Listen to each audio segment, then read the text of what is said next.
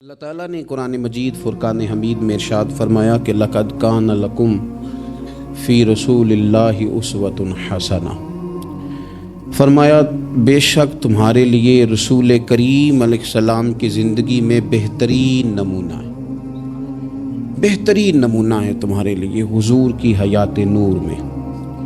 کچھ چیزیں ایسی ہوتی ہیں جو جہتوں کی، سمتوں کی، وقتوں کی پابند ہوتی ہیں، اور دنیا کے اندر کچھ چیزیں ایسی ہیں جو کسی جہت کی، کسی سمت کی، کسی وقت کی، کسی موسم کی پابند نہیں۔ ان میں سے دنیاوی لحاظ سے بھی کچھ چیزیں آپ کو میسر آئیں گی، لیکن کائنات میں جو چیز سب سے زیادہ عالمگیر ہے، سب سے زیادہ وسعت رکھنے والی ہے، سب سے زیادہ طاقت رکھنے والی ہے، وہ چیز ہے رسول اللہ کی سیرت مبارکہ۔ یہ کسی چیز کی پابند نہیں، حضور کی سیرت عالمگیر ہے، اتنی عالمگیر ہے کہ اس کے اندر دنیا بھر کے مسائل سمیٹے جا سکتے ہیں۔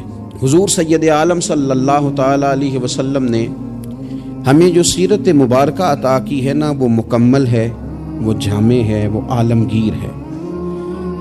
وہ کسی ایک ہستی کے یا ایک بڑی شخصیت کے اقوال نہیں ہیں، بلکہ جو حضور کی سیرت مبارکہ ہے نا، وہ امام الانبیاء کی سیرت مبارکہ ہے۔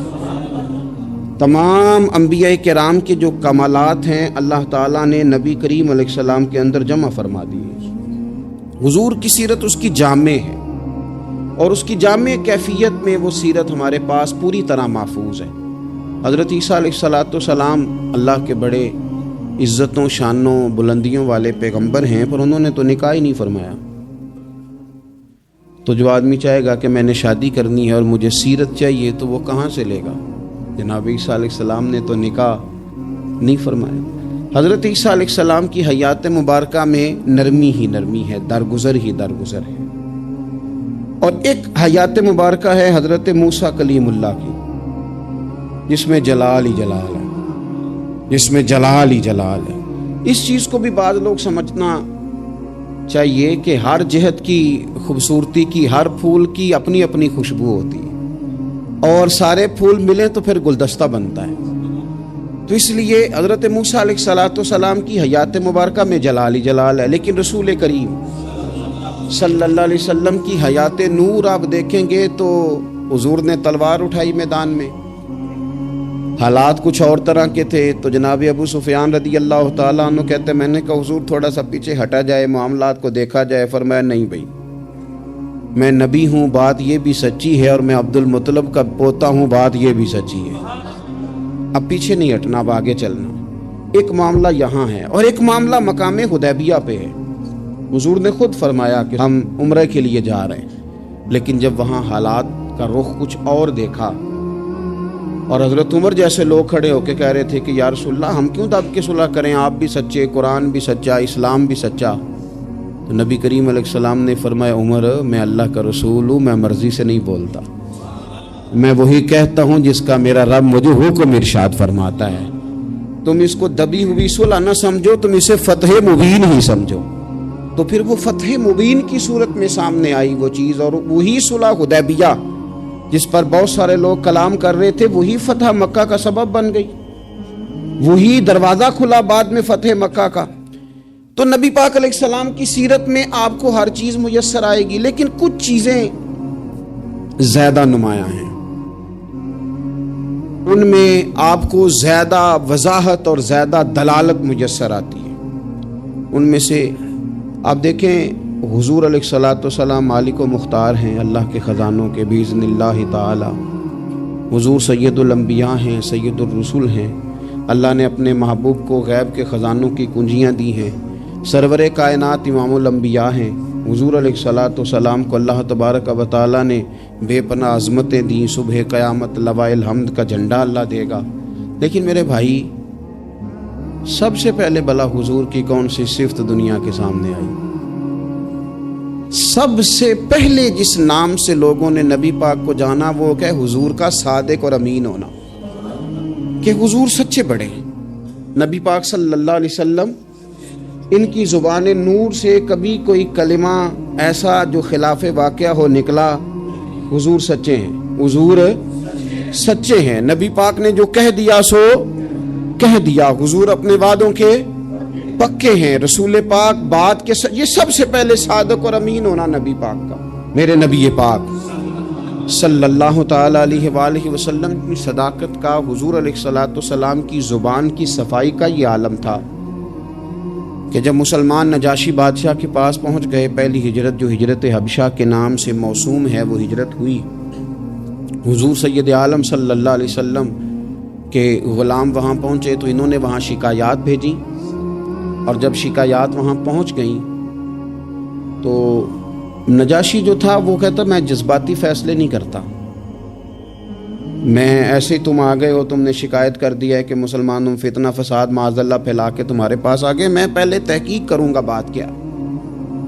اس نے آن کر کے معلومات کی، کہنے لگا کوئی بندہ تلاش کرو، کوئی عرب کا بڑا آدمی وزادار سردار بندہ یہاں تمہیں نظر آئے تو وہ بندہ ذرا لے کے آؤ، اس سے میں نے کلام کرنا ہے، کوئی وزادار آدمی۔ ابو سفیان ابھی مسلمان نہیں ہوئے تھے، حضور کے چچا وہ ان دنوں حبشہ گئے ہوئے تھے تجارت کی غرض سے، لوگ انہیں پکڑ کے نجاشی کے پاس لے آئے تو نجاشی نے سوالات کیے بہت سارے۔ دو چیزیں ہوتی ہیں، ایک بندہ جب کسی کی حمایت میں ہوتا ہے تو پھر بھی سوچ سمجھ سے آری ہوتا ہے، کیوں؟ اس لیے کہ نبی پاک صلی اللہ علیہ وسلم نے فرمایا محبت آدمی کو اندھا بہرا گونگا کر دیتی ہے، اس وقت بھی وہ آری ہوتا ہے، اور جب کسی کی مخالفت میں ہوتا ہے تو اس وقت بھی سوچ سمجھ سے آری ہوتا ہے، اس وقت بھی اسے صحیح بات بھی غلط محسوس ہو رہی ہوتی۔ اب یہ مخالفت میں تھے تو کہتے ہیں حضور سید عالم علیہ السلام کے بارے میں جب سوالات پوچھے گئے، سوالات کیے گئے، اور ابو سفیان کہتے ہیں میں چونکہ مخالف تھا تو میں نے اسی انداز میں ایک کہانی رٹی رٹائی انہوں نے یاد کی ہوئی تھی، وہ رٹی رٹائی کہانی ہر جگہ یہ سنایا کرتے تھے، دیکھو جی جس پہ ہمارا ابا تھا، جس مذہب پہ، اس کو وہ کہتے ہیں گمراہ تھا، وہ جی ہمارے دادا کو کہتے ہیں وہ گمراہ تھا، وہ جی ہمارے نانا کو کہتے ہیں بت پرست تھا تو گمراہ تھا، وہ جی انہوں نے ایک بھائی مسلمان کر لیا ہے، دوسرا کافر ہے، گھروں میں لڑائی پیدا کر دی، یہ رٹی رٹائی کہانیاں۔ پھر وہ کہتے تھے دیکھو جی معاذ اللہ جادوگر ہے، کچھ پڑھ کے پھونکتے ہیں، وہ جی شاعر ہیں، بات ایسی سناتے ہیں کہ اپنے قبضے میں لے لیتے ہیں، یہ ساری کہانی انہوں نے یاد کی تھی۔ ابو سفیان کہتے ہیں میں نے وہاں ساری سنائی۔ اب نجاشی نے بھی سوالات پوچھے، کہنے لگے ان کے ماننے والے امیر ہیں کہ غریب ہیں؟ تو میں نے کہا ماڑے ماڑے لوگ۔ کہنے لگے نبیوں پر پہلے ایمان ہی غریب لوگ لایا کرتے ہیں۔ کہنے لگے اس نے بڑے سوالات کیے، بڑے میں نے جواب دیے، آخر میں اس نے ایک سوال پوچھا۔ ابو سفیان کہتے ہیں میں باہر سے نہیں گیا تھا، میں چچا تھا، مجھ سے پوچھا، کہنے لگے کیا کبھی اس محبوب نے جھوٹ بھی بولا ہے؟ کیا کبھی جھوٹ بھی بولا ہے؟ کبھی؟ تو ابو سفیان کہتے ہیں کہ ایک منٹ کے لیے چونکہ مخالف تھا، میرے دل میں خیال آیا کہہ نہ دوں بولا ہے معاذ اللہ، نقل کفر نہ باشد۔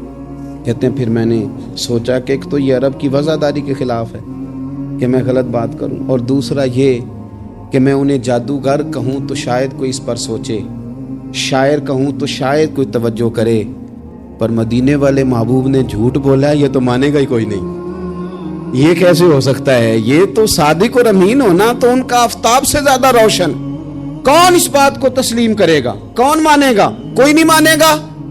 اللہ اکبر، کون تسلیم کرے گا؟ ابو سفیان کہتے اس نے پھر پوچھا بتاتے کیوں نہیں، چپ کیوں کر گئے ہو؟ کیا کبھی انہوں نے جھوٹ بھی بولا ہے؟ اللہ اکبر۔ تو ابو سفیان کہتے ہیں میں بول پڑا، میں نے کہا کہ وہ میرے بھتیجے ہیں، میں نے انہیں ماں کی گود میں بھی دیکھا، دادا کے کندھوں پہ بھی دیکھا، چچا کے گھر میں بھی دیکھا، ختیجہ کا دولہا بنے بھی دیکھا، میں نے اس حبیب کو جگہ جگہ دیکھا، اور میری آنکھوں کے سامنے ان کی کان پٹیوں پہ مقدس سفید بال آئے، میں نے بڑا کچھ دیکھا، پر میں نے اس حبیب کو کبھی جھوٹ بولتے نہیں دیکھا، کبھی یہ لفظ زبان سے نکلے ہی نہیں، کبھی یہ بات کہی نہیں، کبھی جھوٹ بولا ہی نہیں، سوال ہی نہیں پیدا ہوتا۔ تو کہتے سناٹا چھا گیا میری بات پر مجمع میں، نجاشی نے کندھے کے اوپر رومال رکھا، اٹھ دیا۔ میں نے کہا بادشاہ رزلٹ تو ہی ناؤسکار، تو نے سوال پوچھا میں نے جواب دیا، اب جا رہا ہے؟ کہنے لگا رزلٹ کیا دینا ہے، رزلٹ تو نکل آیا ہے، جس نے کبھی بندوں سے جھوٹ نہیں بولا وہ یہ جھوٹ کیوں بولے گا کہ میں اللہ کا رسول بن کے آیا؟ یہ والا جھوٹ کیوں؟ اسیر دشمن کی چاہ میں بھی، مخالفوں کی نگاہ میں بھی، وہ امی ہے، صادق ہے، معتبر ہے، میرا پیغمبر عظیم تر ہے، میرا پیغمبر عظیم تر ہے، میرا پیغمبر عظیم تر